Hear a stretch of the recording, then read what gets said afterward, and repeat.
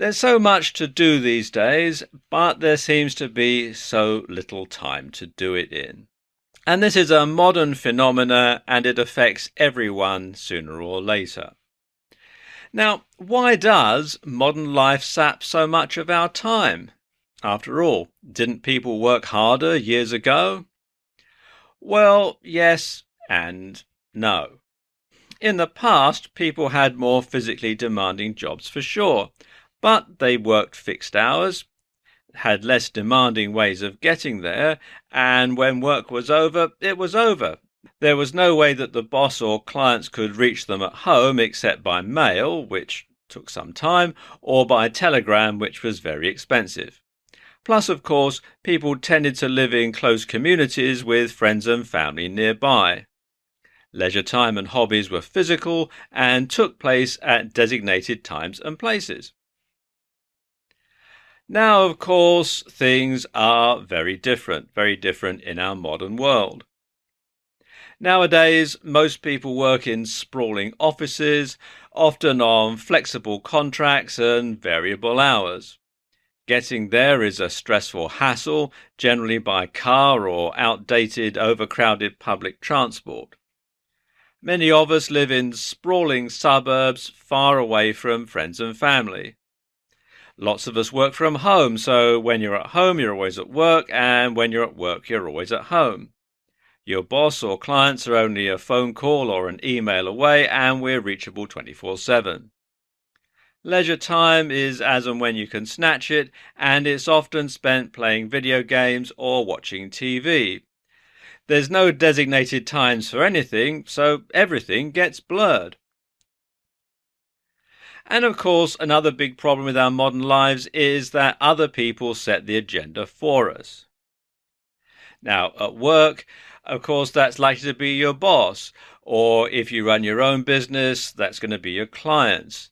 Also, co-workers or colleagues can also have you at their beck and call, getting you to do things for them and that sort of thing.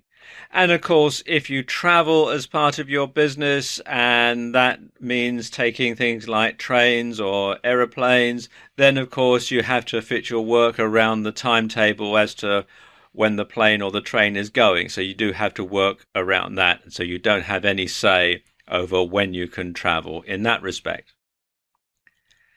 And at home, well, there's all sorts of demands and all sorts of people who set the agenda. Your family do, your spouse, of course, or your parents. If you're young and you still live at home, your parents probably still set the agenda just like they did when you were a teenager. Or perhaps you're older and your parents are elderly and there's health issues and other issues that involve them that you've got to deal with as well. And then, of course, if you've got kids, then, of course, their demands are there. You've got to look after them. You've got to bring them up. You've got to take them to school. You've got to take them to all these other things that they do after school, hobbies, clubs, that sort of thing. So that can be very demanding and can take up lots of your time. And then, of course, there's all the jobs that need doing around the house. You've got to do the housework, the vacuuming and the washing and the laundry and all the other sort of stuff. And if you live in a house with a garden, then you've got to mow the lawn and you've got to weed the flower beds, and eventually it'll need painting and all this all sort of stuff. So all the time you find that your time is being spoken for. And because there are so many demands on your time, this tends to lead to a poor work-life balance, especially if there's more demands of your work time than there is on your lifetime. And there never seems to be enough time to get everything done. And because of this, your work suffers because you can't do all the work, and your home life suffers, and that can lead to things like poor health, marriage breakdowns, etc., etc., etc., because it's all really stressful. And this often leads to feelings of being overwhelmed. It feels like you never have anything accomplished. And you often don't do anything at all in response to being proactive in your work or in finishing tasks. So, nothing ever gets accomplished because nothing ever gets done, because you just feel completely overwhelmed, weighted down by all this stuff that you've got to do, and there's so little time to do it in. And this overwhelming feeling can also lead to anxiety and the propensity to make big, expensive mistakes. It's commonly known that when you're tired or when you're overwhelmed, the capacity and possibility of making mistakes increases. And of course, this adds even more to the feeling of being overwhelmed and feeling underaccomplished.